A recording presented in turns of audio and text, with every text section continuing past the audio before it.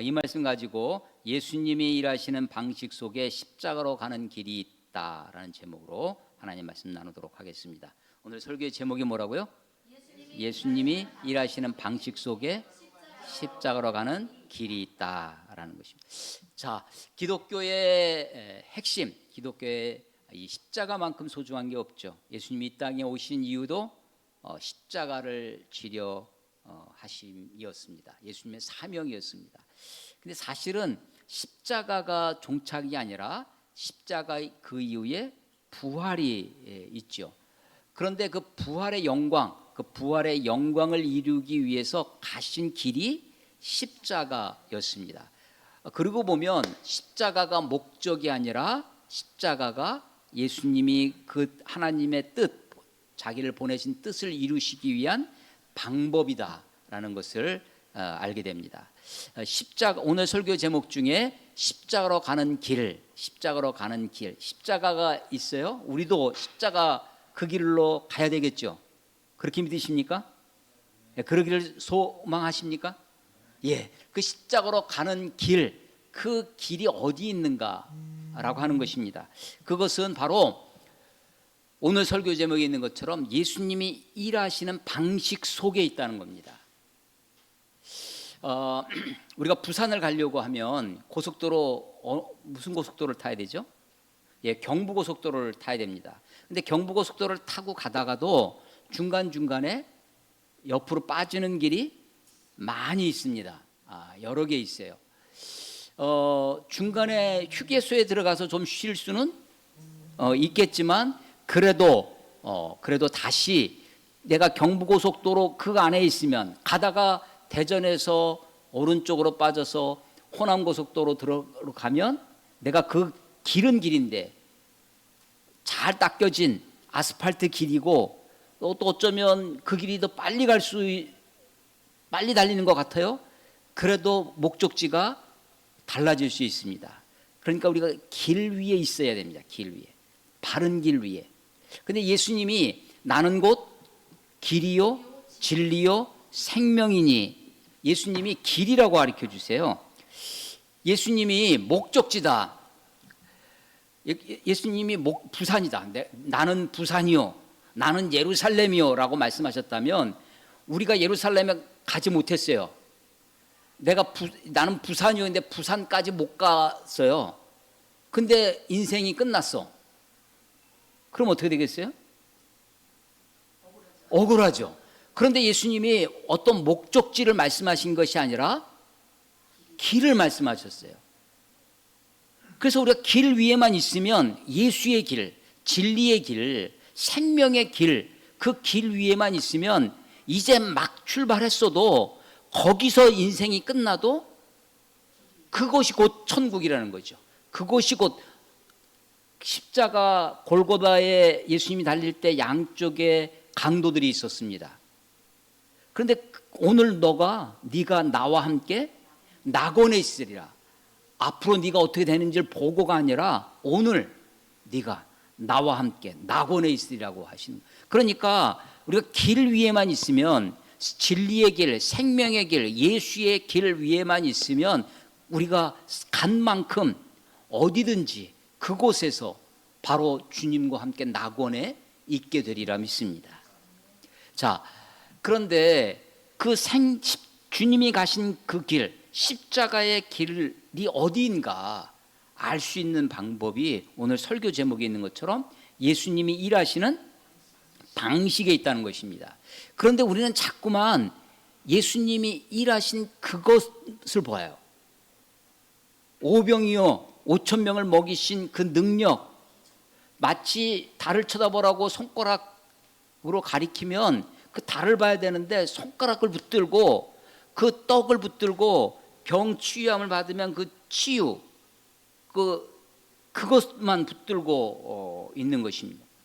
오늘 8장을 우리가 8장 6절부터 읽었는데 그 앞에 우리 8장에도 보면 이게 9절에 4,000명을 먹이신 일입니다. 5,000명을 먹이신 일이 있어요. 그와 흡사한 게 2번 기록이 되어 있습니다. 5,000명을 5병 2여 보리떡 5개와 물고기 2마리로. 근데 여기는 비슷한데 좀 다릅니다. 떡이 7개고요. 생선도 2마리라고 되어 있습니다. 좀 정교하게 보면 우리 19절 20절에 보면 예수님이 내가 떡 5개로 5,000명을 떼어줄 때 조각 몇 바구니를 거두었느냐. 20절에 또 7개를 4,000명에게 떼어줄 때 조각 몇 광주리를 거두었느냐.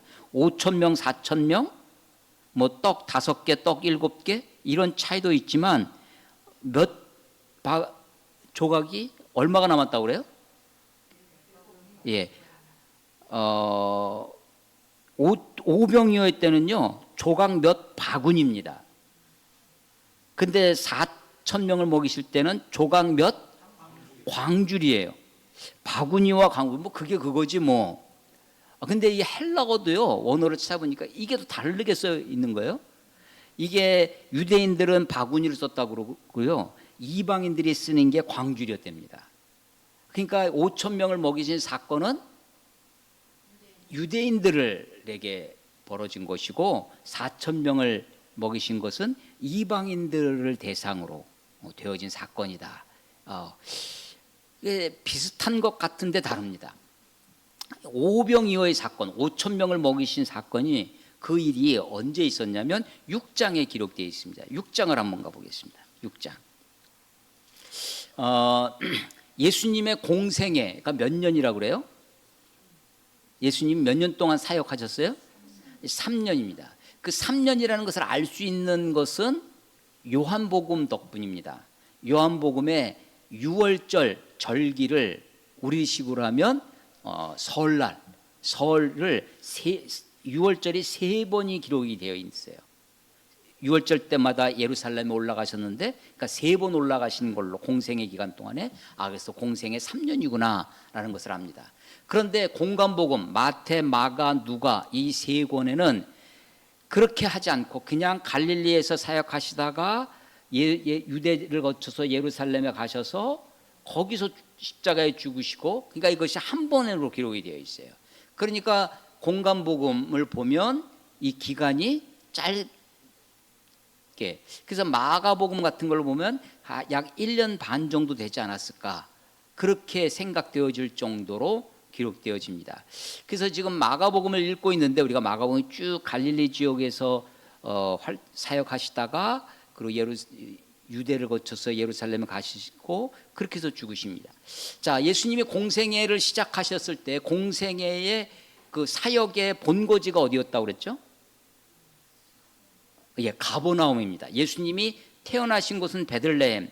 그리고 어렸을 때 애굽으로 피난 가셨다가 다시 돌아오셔서 베들레헴에 안 가시고 유대 베들레헴으로 안 가시고 저 위에 갈릴리 나사렛에서 유소년기를 보내십니다. 그러니까 나사렛에 계시다가 침례 요한의 침례를 받으시고 40일 동안 금식하시고 시험 받으신 다음에 다시 갈릴리로 오셔서 사역을 시작하십니다. 그때 예수님의 사역의 본고지 베이스 캠프가 가버나움이었습니다. 그래서 가버나움에서 활동을 하시다가 6장 1절에 보시면요.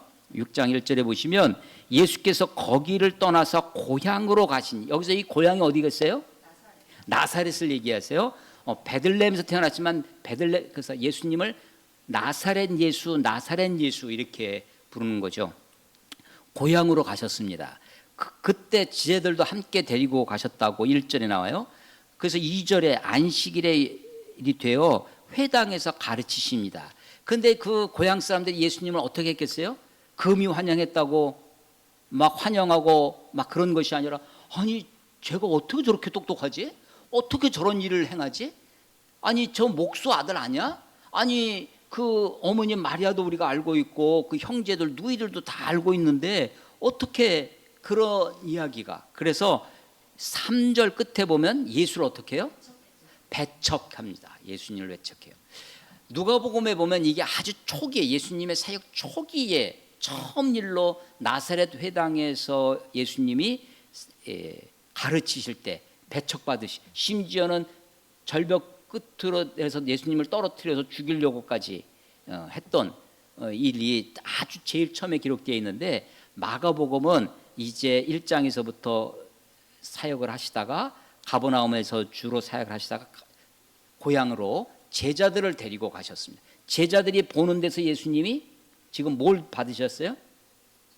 배척을 받으셨어요. 예수님이 배척을 받으셨습니다.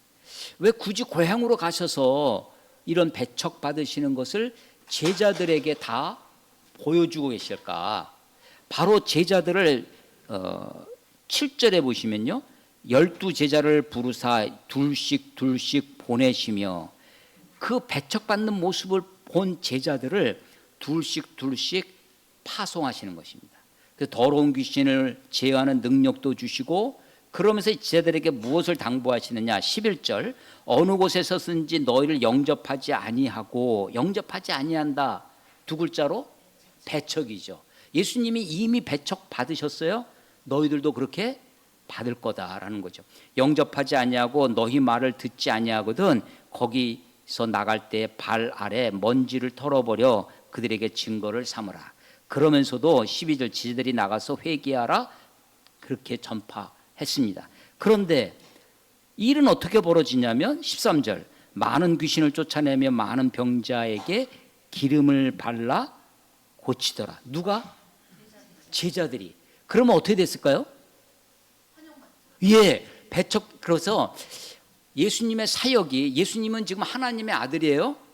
근데 하나님의 아들이 사람으로 이 땅에 오셨습니다. 하나님의 능력과 권세가 있어요. 하나님은 모든 것을 하실 수 있는 전능하신 분이고, 모든 것을 아시는 전지하신 분이십니다.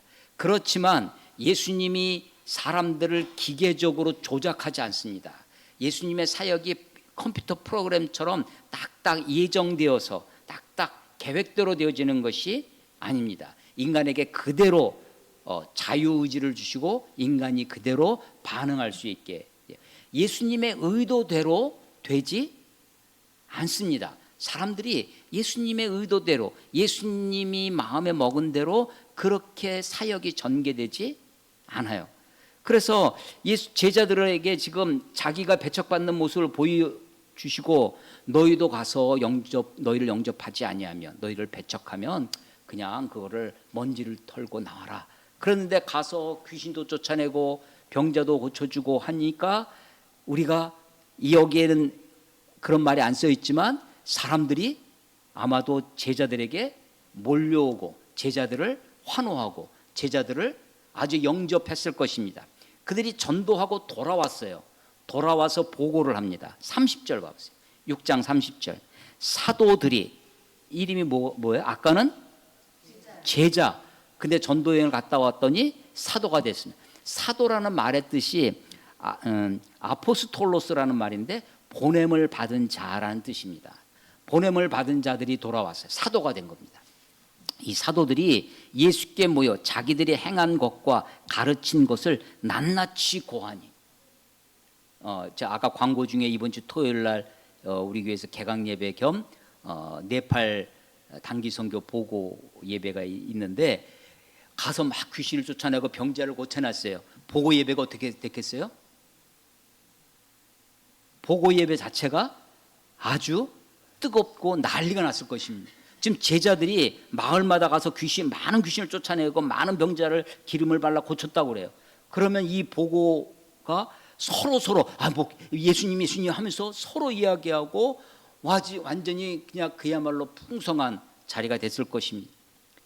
그런데 지금 그 제자들을 보내는 것과 30절 파송 사이에 들어있는 내용이 있어요. 삽입처럼 가운데 들어있는 내용이 뭐냐면 요한의 죽음입니다.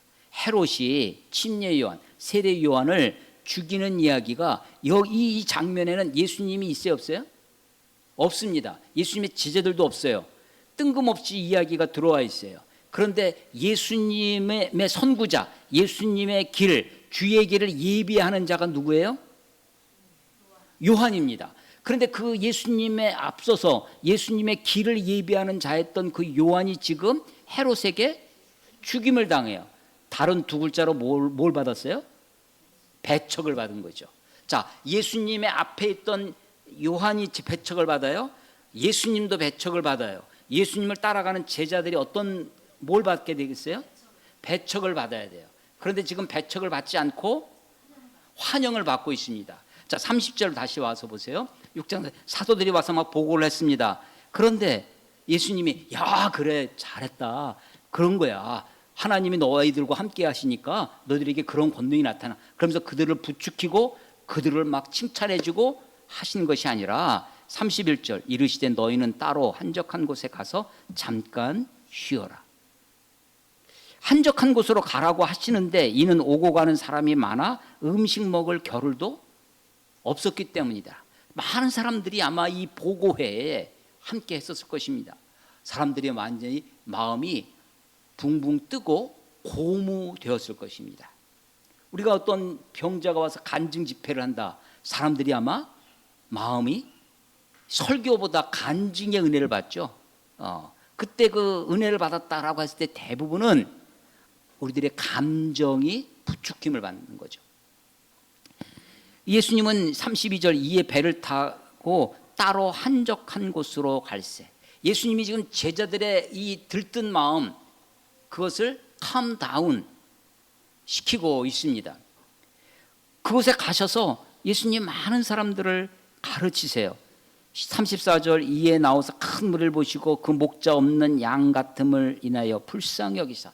그 많은 큰 무리들, 목자 없는 양 같은 그 사람들에게 예수님이 하시는 일이 뭐냐? 그들에게 병 고치는 능력을 주시고 귀신을 쫓아 보내는 권능을 주시고 그들이 인생을 아주 슬기롭게 살아가는 10가지 비법 뭐 이런 것들을 전수해 주시는 것이 아니라 34절에 이에 여러 가지로 가르치셨습니다.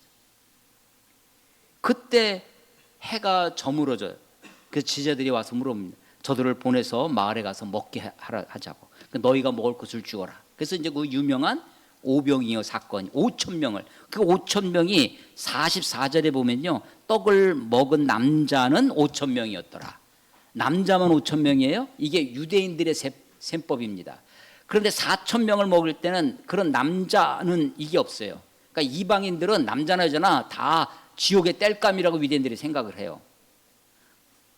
그래서 유대인들의 프라이드 중에 하나가 뭐니까 내가 이방인으로 태어나지 않는 것, 내가 여자로 태어나지 않는 것, 내가 종으로 태어나지 않는 것, 그게 유대인들의 자랑이라고 하는 거죠. 그래서 남자만 5,000명이니까 여자 어린아이들까지 하면 적어도 한 2만 명가량 되지 않았을까 이렇게 생각을 하는 거죠. 그 많은 사람이 물고기 2마리와 보리떡 5개로 배불리 먹고 12광주리가 남게 되었다는 것입니다. 그 군중들 그렇게 보리떡과 물고기로 배를 채운 그 사람들의 마음이 어떻게 됐을까요? 아까 제자들이 보고했을 때 제자들의 이야기를 들으면서 그들이 흥분하고 나도 저렇게 됐으면 좋겠다라고 막 하면서 했을 텐데 이제 그런 5,000명이나 되는 이 많은 큰 무리가 함께 배불리 먹는 그 풍족함 그것을 보고 사람들이 군중이 이 무리가 흥분하기 시작했을 것입니다. 그런데 45절 예수께서 즉시 제자들을 재촉하십니다. 그리고 예수님이 자기가 무리를 야 이제 너희들 먹었으니까 가라 집에 가라. 제자들을 흩어보내십니다. 무리를 보내시는 동안에 제자들은 배를 타고 앞서 건너편 벳세다로 가게 하십니다. 제자들과 그 무리들을 어떻게 해요? 띄워놓습니다. 분리시켜요. 거리 두기를 하십니다. 무리로부터 거리를 두게 하세요. 아니 제자들의 그때 그 마음, 아니 저 사람들 이제 배불리 먹었으니까 여기서 철야 집회하면 어떻습니까? 저들을 이번에 50명씩 앉게 하셨거든요.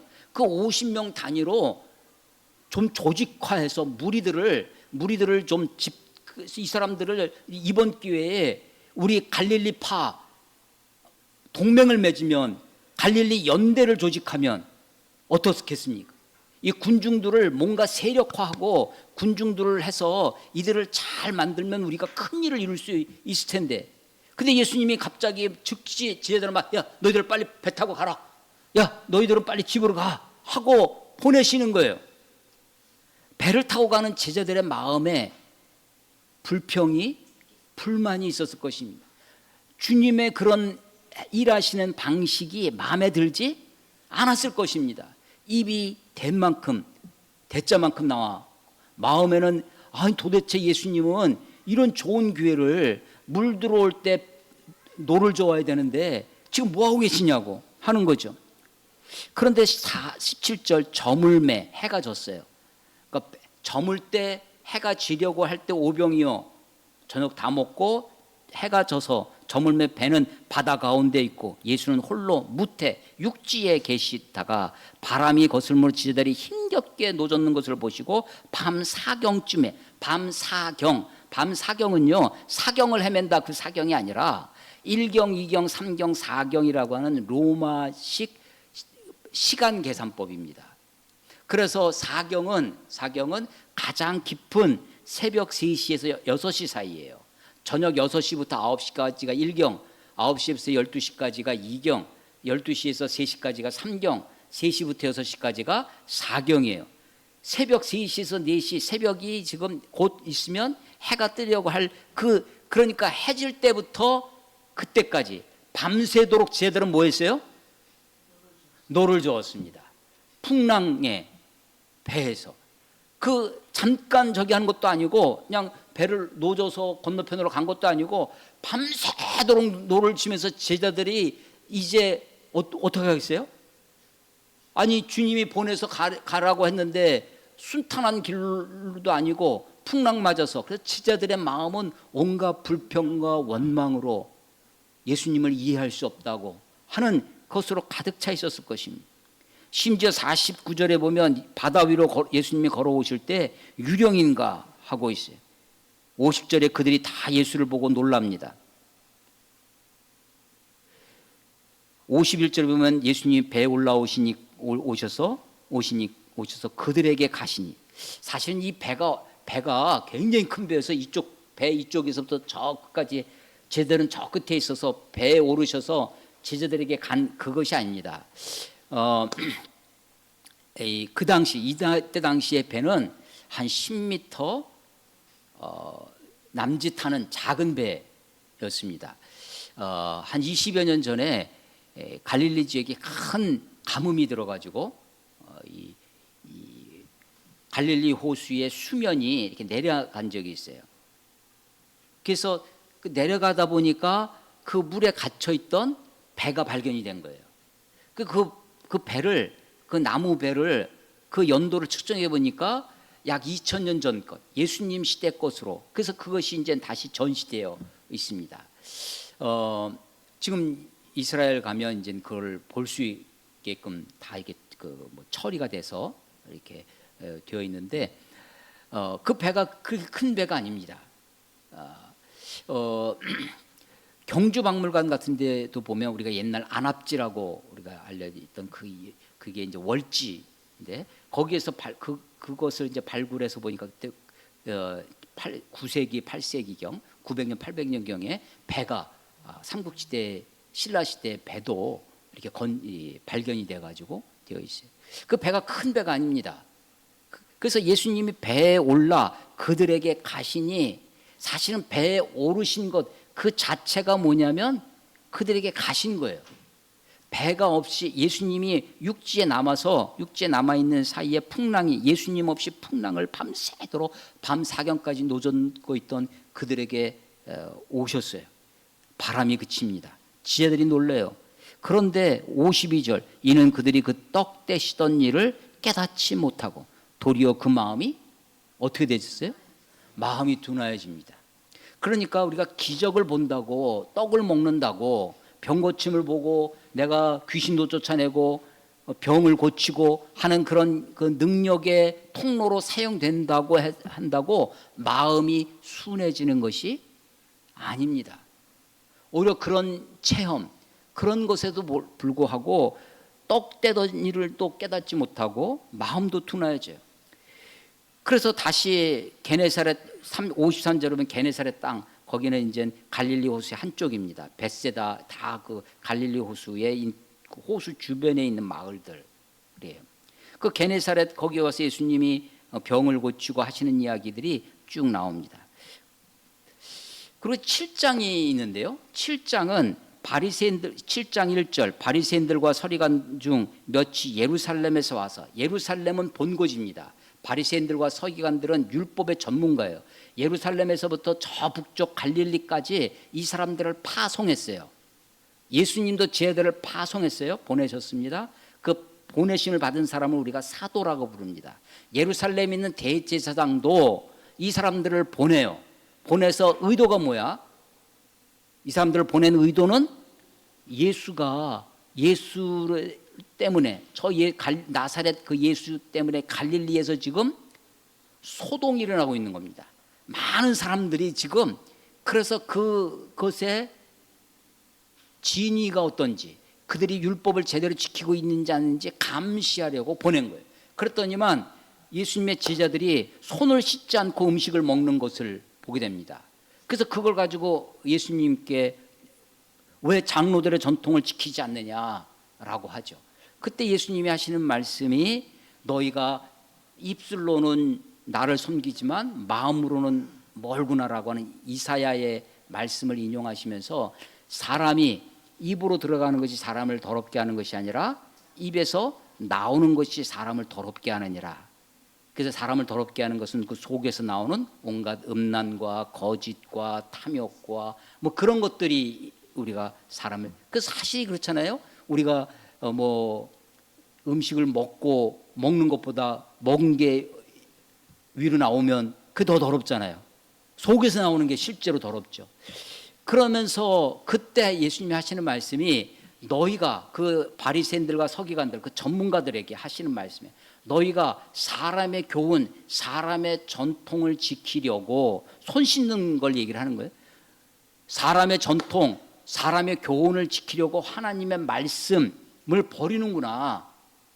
그러면서 하는 말이 너희가 사람의 교훈과 전통을 빌미 삼아 예를 드시는 것이 뭐냐면 부모에게 효도를 해야 되는 거예요. 부모님을 봉해야 되는데 내가 이렇게 하겠습니다라고서는 내가 그거를 고르반했습니다. 하나님께 바쳐 아니 우리 어머니 아버지한테 뭘 해야 되는데 내가 그거 다 11조하고 헌금하고 하느라가 아버지 어머님 돌볼 게 없네요 하고 아버지 어머님한테 아무것도 안 하는 거야.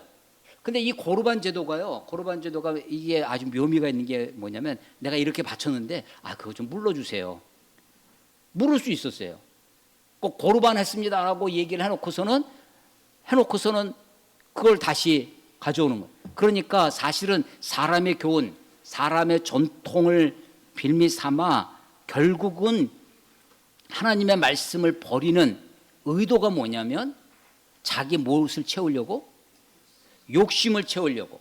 그러니까 사람의 전통, 장로들의 전통도 사실은 그 전통과 교훈도 그 뜻이 좋을 수 있죠. 장로의 전통이 교회의 전통이 사람들의 교훈이 원래 의도는 하나님을 잘 섬기고 하나님을 온전하게 섬기기 위해서 그래 교회 와서는 이렇게 해야 돼. 어른들이 가르치는 것이 있어요. 그 의도가 좋은 게 있었습니다. 근데 나중에는 그것을 지키는 딴 의도가 있는 거야. 그래서 예수님이 지금 사람이 입으로 먹는 것이 사람을 더럽게 하는 것이 아니라 사람의 입에 속에서 나오는 것이 사람을 더럽게 한다. 근데 사람 속에 있는 것이 본질이 뭐냐면 자기 욕심, 탐욕, 거짓 그 이야기가 이제 7장에 있는 거예요. 근데 7장 24절에 봐보세요. 24절에 보면 예수님이 두로 지방에 가십니다. 거기를 떠나 또 24절 거기가 어디겠어요? 가버나움. 가버나움 본고지입니다. 거기를 떠나서 두로는요 갈릴리 저 북쪽에 지중해 두로와 시돈 구약시대 두로와 시돈이라 페니키아라고 알려지는 곳 이방 땅이에요. 거기 수로보니게 여인. 자 유대인들은 이 이방 사람을 어떻게 여겼어요? 개 취급했습니다. 지금 조금 전에 지금 손 씻지 않은 음식을 먹을 때 무슨 논쟁이에요? 깨끗하냐 더럽냐라는 거죠. 이방 사람은 어떻게 여겼겠어요? 더럽게 여겼죠. 그래서 그 이방 여인이 수로보니게 여인이 더러운 귀신 들린 자기 딸을 데리고 와서 고쳐달라고 얘기합니다. 너희들은 이 사람이 더럽다고 생각하지? 지금 7장이요. 귀신 쫓아내고 뭐 논쟁하고 하는 것 같지만 밑바닥에 깔려 있는 주제는 뭐냐면 무엇이 깨끗하냐, 누가 깨끗하냐. 6장은 배척입니다. 배척과 환영이에요. 7장은 깨끗한 것과 더러운 것입니다. 그래서 이방 사람을 고쳐주세요.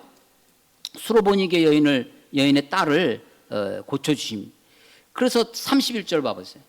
예수께서 다시 두로 지방에서 나와 시돈을 지나, 두로와 시돈이라고 그랬죠. 시돈을 지나서 데가볼리 지방을 통과해 어디까지 오셨어요?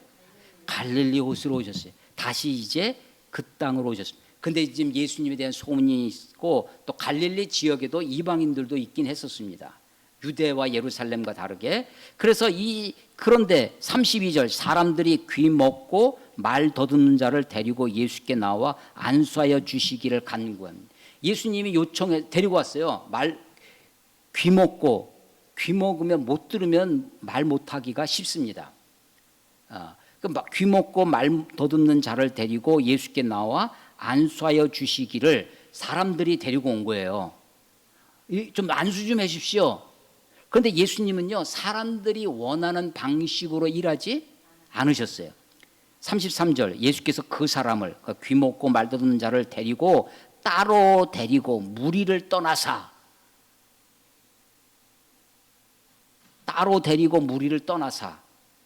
이걸 잘 보셔야 돼요.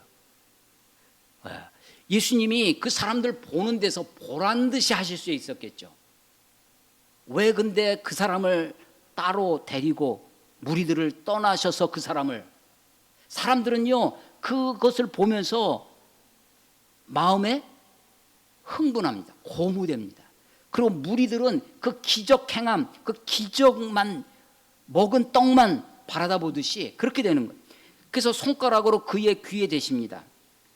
그리고 침을 뱉어 그의 혀에 손을 대. 굉장히 마가복음의 특징인데 예수님의 행동이 아주 구체적으로 묘사됩니다. 하늘을 우러러 탄식하시며 그에게 이르시되 에바다 하시니 이는 열리라는 뜻입니다. 그가 귀가 열리고 혀가 맺힌 것이 곧 풀려 말이 분명하여졌더라. 예수께서 그들에게 경고하사 아무에게도 이르지 말고. 이 일을 사람들에게 말하지 말라는 거예요. 말라고 경고하실수록 그런데 일은 예수님의 의도대로 되지 않습니다. 그들이 더욱 널리 전파하니 사람들이 심히 놀라 이르되 그가 모든 것을 잘하였도다. 못 듣는 사람도 듣게 하고 말 못하는 사람들도 말하게. 자, 귀 먹고 말 더듬는 사람을 고쳐주시는데 사실은 그 귀 먹고 말 더듬는 사람이 누굴까요?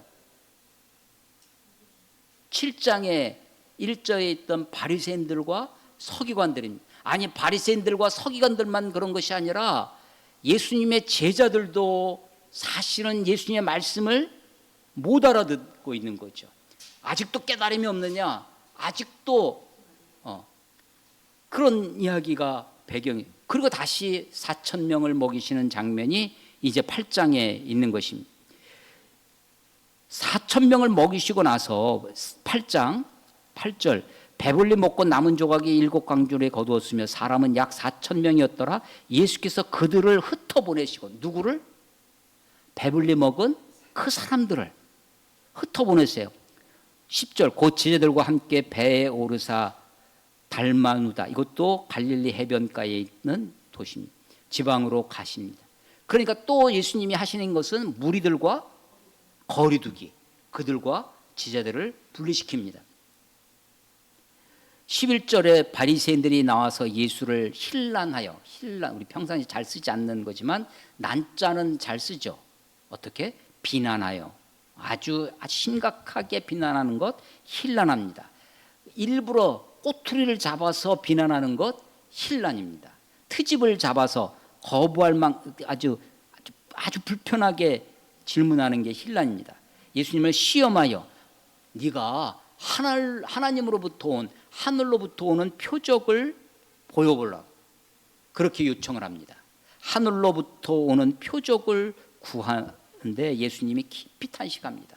아니 이미 5,000명을 먹이시고 수많은 병자를 고치시고 수많은 귀신 들린 자들을 했음에도 불구하고 아직도 저들이 하늘로부터 오는 표적을, 그래서 그 표적을 보여준다고 저들이 눈이 뜨이고 귀가 열리느냐?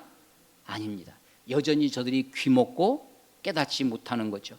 그래서 표적을 구하는 그들에게 12절에 이 세대가 표적을 구하느냐, 내가 진실로 너에게 이르노니 이 세대의 표적을 주지 아니하리라 하시면서 13절 그들을 떠나, 바리새인들을 떠나 다시 배에 올라 건너편으로 가십니다.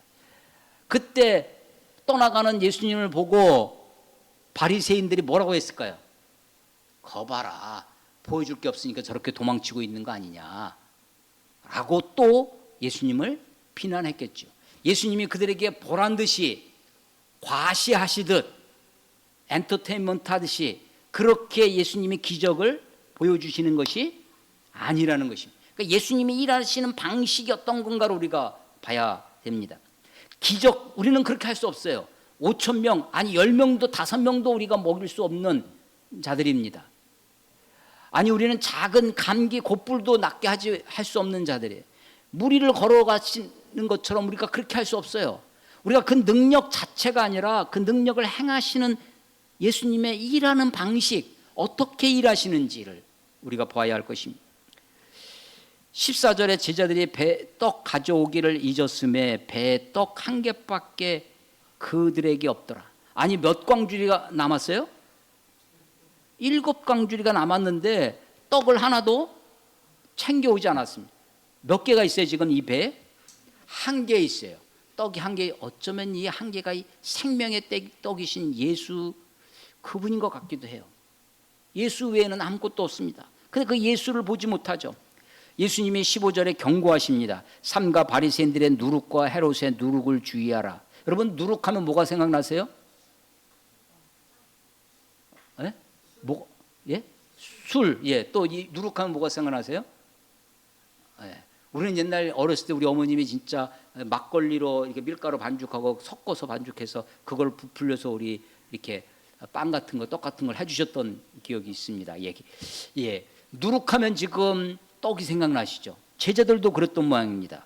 그런데 바리새인들의 누룩과 헤롯의 누룩을 주의하라라고 하시는 말씀은 고린도전서의 그 5장에 있는 것처럼 묵은 누룩을 제거하라. 지금 이 예수님의 가르침 중에 누룩을 유월절에 무교병, 누룩을 넣지 않는 무교병을 먹는 전통이 사실은 유대인들에게 있거든요. 그 누룩은 그 떡을, 그 빵을 부풀리게 하는 그런 좋은 효과가 있지만 그것은 사실은 일종의 우리를 부패하게 하는 거죠. 그래서 누룩을 제거하라고, 누룩 없는 떡으로, 무교병으로, 그 바리새인들의 누룩, 헤롯의 누룩이라고 그것을 주의하라고 했을 때 바리새인들이 그들의 처음 의도는 좋을 수 있어요. 헤롯도요. 유대인들, 우리는 지금 한국 기독교로 예를 들면 장로교, 침례교, 감리교, 순복음교 교파가 있지 않습니까? 그 유대교 안에도 예수님 당시에도 파가 있었습니다. 제일 큰 파가 바리새파예요. 그 다음 파가 사두개파입니다. 그리고 또 다른 파가 에세네파라는 것도 있어요. 침례 요한 이런 사람들이 에세네파라고 우리가 얘기해지는데 또 하나가 헤롯 당이라고 하는 헤롯, 아주 현실 정치 지금 누가 뭐래도 로마 시대 아니냐. 로마의 그 권력을 우리가 잘 이용해서 우리나라도 근대화시키고 지금 이 동아시아의 패권을 누가 쥐고 있냐? 일본이 쥐고 있지 않냐? 우리가 지금 이것을 근대화시키고 뭘 좀 하려고 하면 저 힘을 우리가 이용해야 되지 않겠냐라고 하는 것이 친일파들의 변명이었죠. 그런 것처럼 헤롯 당이 있었습니다. 헤롯을 중심해서 로마의 권력, 로마의 군사력을 이용해서 로마의 저 앞선 문화를 그래서 이 땅에도 우리가 구현해서 다시 우리를 잘 사는 나라로 만들어야 되지 않겠냐라고 어쩌면 좋은 의도로 시작했을런지 모릅니다. 헤롯 당이. 그러나 그 헤롯 당이 또 나중에는 점점 권력 중심으로 되고 정치 권력에 로마에 아부하고 또 그러기 위해서 민중들을 학대하고 그들로부터 착취하는 그런 그룹이 됐던 거죠. 바리새파도 처음에는 율법을 잘 지키자, 우리가 세상과 원래 이름의 뜻이 분리주의자란 뜻입니다. 어디? 부패한 세상과 분리해서 우리가 하나님 말씀 중심으로 살아가자라고 하는 것들이 바리새파였어요. 그런데 그들이 점점점 변질되었습니다. 뭐 때문에? 누룩 때문에. 그 안에 뭐가 있어요? 욕심이 있어요. 7장에 더러운 것이 뭐냐면 우리 안에 있는 거예요. 그래서 이 바리새인들의 누룩, 헤롯의 누룩, 바리새인들의 누룩은 종교 권력, 종교도요 권력화됩니다. 종교 안에도, 교회 안에도 권력이 있어요. 그 종교 권력화 되어 있는 바리새인들의 누룩을 주의하라는 겁니다. 헤롯 정치 권력입니다. 그 당시는 2000년 전에 그때 당시에는 정치와 종교가 지금보다 훨씬, 지금은 그래도 명목상 정교 분리를 외치고 있어요. 그런데도 여러 현상들이 벌어지는데 그때는 정치와 종교가 굉장히 밀착되어 있었습니다. 심지어는 정교 일치 사회도 많았어요. 그래서 바리새파의 누룩을 주의하라, 헤롯의 누룩을 주의하라. 그들의 영향력이 있습니다. 변질된 영향력이 있어요. 그들이 세상과 화된, 세속화된 영향력, 그것을 주의하라는 거죠. 그런데도 제자들은 수군거리면서 16절에 우리에게 떡이 없어 그러신 모양이다. 예수님이 그들을 책망하십니다. 17절, 너희가 어찌 떡이 없으므로 수군거리냐? 아직도 알지 못하며 깨닫지 못하느냐? 너희 마음이 둔하냐? 3번을 말씀하시는 거예요. 알지 못하고 깨닫지 못하고 마음이 둔하냐는 거예요. 그러면서 18절, 너희가 눈이 있어도 보지 못하며 귀가 있어도 듣지 못하느냐? 또 기억하지 못하느냐? 이것도 3번이죠. 눈이 있어도 보지 못하고 귀가 있어도 듣지 못하는 것, 이것은 이 복음서에 계속해서 반복되어지는 것입니다. 4장에서 4가지 밭의 비유를 말씀하셨더니, 비유를 우리에게 굳이 비유로 말씀하신 뜻이 무엇입니까? 했더니 예수님이 이사야의 말씀을 가지면서 너희가 귀가 있어도 듣지 못하고 눈이 있어도 보지 못하게 하리 함이니라 라고 하시는 거죠. 그러면서 19절 20절에 보리떡 5개로 5,000명을 먹이고 조각이 몇 바구니를 거두었더냐, 7개로 4,000명을 떼어줄 때 조각 몇 광주리를 거두었느냐라고 거듭 반복되어진, 그렇게 2번씩이나 유대인들에게나 이방인들에게나 고르게 똑같이 역사하셨던 그 기적을 말씀하시는 거죠. 21절, 아직도 깨닫지 못하느냐, 예수님의 탄식입니다. 그리고서는 22절 벳세다로 넘어가요. 맹인한 사람이 등장합니다. 여러분, 이 맹인한 사람, 보지 못하는 사람 누구겠어요? 바로 제자들이죠. 바로 바리새인들과 서기관들입니다. 기적을 보고 빵을 먹고 떡을 먹고 풍랑을 잔잔케 하고 물 위로 걸러오신 예수님이 배에 오시자마자 바다가 잔잔해지는 그 모든 것을 경험하고 체험하고 목도했음에도 불구하고 생명의 떡이신 예수님, 기적의 하나님, 능력의 하나님, 그것을 보지 못하는 거죠. 생명의 주를 보지 못하는 것입니다. 사람들이 23절에 보면, 22절에 사람들이 맹인 한 사람을 데리고 예수께 나와 손 대시기를, 손 대는 것을 조금 종교틱하면 안수하는 거죠. 아까 7장에서 귀먹고 말 더듬는 자를 사람들이 데리고 와서 안수하여 주기를 원하는 거나 똑같은 거죠. 예수님이 그들이 원하시는 대로 역사하셨다? 아닙니다. 또 23절, 예수께서 맹인의 손을 붙잡고 마을 밖으로 데리고 나가십니다. 그러니까 아까 7장에서 귀먹고 말더듬는 자를 따로 데리고 무리를 떠나서 그에게 양쪽 귀에 손가락을 집어넣으시고 침을 뱉어서 그의 손을 대시는 것처럼 지금 여기도 똑같이 돼요. 그러니까 예수님이 지금 일하시는 방식이 패턴이 있다는 것을 보십니까? 오병이어 5,000명을 먹이고 나자 제자들은 막 재촉해서 지금 사람들 가라가고 하시고, 제자들은 배를 타고 아예 배를 타고 딴 곳에 가게 하시죠. 4,000명을 먹이셨을 때도 마찬가지였습니다. 배를 타고 떠나오십니다. 무리로부터 저들을 분리를 하고 계세요. 귀먹고 말더듬는 자를 데려오실 때도 예수님은 그를 데리고 무리를 떠나서 한 곳에 가셔서 그를 고치십니다. 이번에도 23절에 맹인의 손을 붙잡고 마을 바깥으로 데리고 나가 눈에 침을 뱉으십니다. 그에게 안수하시고 무엇이 보이느냐 물으시니 쳐다보며 이르되 사람들이 보이나이다. 나무 같은 것이 아주 희미하게 인식했어요. 25절 이에 그의 눈에 다시 안수하시매 그가 그래서 이번에는 확실하게 인식하게 되어집니다. 왜 굳이 예수님이 이렇게 두 번에 걸쳐서 하실까? 희미한 인식, 확실한 인식으로 이렇게 하셨을까? 25절에 보면 그 사람을 집으로 보내십니다. 그러면서 당부하세요. 마을에는 들어가지 말라. 왜? 왜 마을에 들어가지 말라고 했겠어요? 왜? 마을 사람들에게 야 내가 눈을 보게 돼. 아니 너 조금 전까지 맹인이었는데 사람들이 데리고 왔는데 사람들이 이 무리들의 그 마음이 아마 더 일어났을 거예요. 그런데 예수님은 자꾸만 그들의 마음을 가라앉히십니다. 무리로부터 그들을 격리시켜요. 우리가 어쩌면 교회가 기독교가 부흥하는 교회는 가만 보면요 사람들을 잘 흥분하게 합니다. 제가 신학교 때 별명 중에 하나가 소방수였는데 불파가 있어요. 불파. 교회 안에 불파가 있습니다. 근데 자꾸만 그걸 야 그거 진짜냐? 예수님이 그렇게 하셨대? 그럴까? 예수님이 지금 일하시는 방식 그럼에도 불구하고 그렇게 불을 끄는데도 불구하고 마음에 불이 생겨요. 마음의 욕심의 그 불덩어리가 아니라 하나님을 향한 열심이 내 안에 있어요. 그 어떤 걸로도 꺼지지 않는 마치 가시떨기에 불이 붙었는데 꺼지지 않는 불이 되는 것처럼 마을로 들어가지 말라고 하시는 예수님의 의도가 뭘까라는 것입니다. 그리고 나서 우리가 읽지 않았는데 27절로 보면 아주 우리가 잘 아는 유명한 빌립보 가이사랴에서 사람들이 나를 누구라 하느냐? 너희들은 나를 누구라 하느냐? 그때 베드로가 예수님께 아주 좋은 답변을 합니다.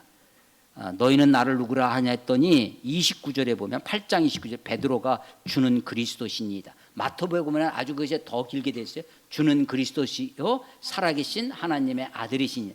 마태복음은 이 마가복음보다 훨씬 뒤에 기록되어 있습니다. 어떤 똑같은 문장이 있는데 짧은 문장이 있고 긴 문장이 있어요. 근데 어떤 게 더 오래된 걸겠어요? 짧은 겁니다. 똑같은 문장이 있는데 하나는 좀 거칠게 기록되어 있어요. 하나는 아주 세련되게 기록되어 있어요. 어떤 게 더 오래된 거겠어요? 거친 겁니다.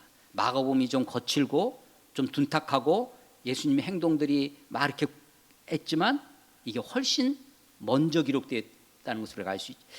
주는 그리스도신이다라고 29절에 답변했더니 마태복음에는 바요나시면 너 잘했다라고 막 칭찬하는 말씀도 있어요. 여기는 없어요. 30절 이에 자기의 일을 아무에게도 말하지 말라. 쉿.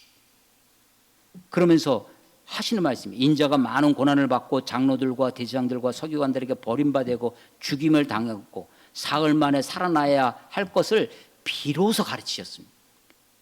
고난받는 그리스도 십자가의 죽으심을 비로소 가르치셨어요. 그랬더니 32절 이제까지는 그렇게 비로소 드러내놓지 않고 가르쳤는데 그런데 드러내놓지 않았지만 오병이어를 통해서 내가 생명의 떡이다. 내가 하나님의 아들이다. 라는 것을 이미 다 보여주셨죠. 어찌하여 바다도 잠잠하게 순종하는 거. 어찌하여 귀신들도 순종하는 거. 그런데 이제 드러내는 거예요. 32절 드러내놓고 이 말씀 인자가 고난을 받고 죽임을 당하고 다시 살아날 이 말씀을 하시니 베드로가 예수를 붙들고 항변하여 예수님께 항변했다. 이 항변했다는 거는 어떤 거예요?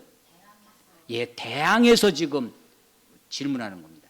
이 말은요 예수님이 귀신을 쫓아 꾸짖어 그 단어랑 똑같은 단어입니다. 귀신을 꾸짖듯 지금 베드로가 예수님 아니 이게 무슨 말씀이냐고 지금 이 수많은 사람들 5,000명도 먹이고 4,000명도 먹이고 귀신도 쫓아내고 막 했던 그 예수님이 십자가에 달려 죽으신다니 그런 일이 어디 있냐고. 우리가 배도 버리고 그물도 버리고 부모도 다 버리고 주님을 따라서 3년이나 쫓아다녔는데 예수님께 지금 항변하는 거예요. 그러니까 그 주는 그리스도시오라고 고백했는데 이 그리스도는 어떤 그리스도를 베드로가 생각했던 거예요? 어떤 메시아? 정치적인 메시아, 군사적인 메시아, 다윗 왕과 같이 그런 메시아를, 그런 그리스도를 생각하는 거죠. 그랬더니 33절, 예수께서 돌이켜서 제자들을 보시며 베드로를 꾸짖어 이르시되 사탄아 내 뒤로 물러가라. 이런 무서운 말씀을 듣는 거죠. 그런데 사탄아 내 뒤로 물러서라 라고 하면, 야 너 이제까지 3년 동안 나한테 헛배웠구나. 너 이제 탈락이다. 너 집에 가라. 넌 파면, 너 퇴학. 그러지 않으시고 계속 그들을 데리고 다니시면서 십자가 그 자리까지.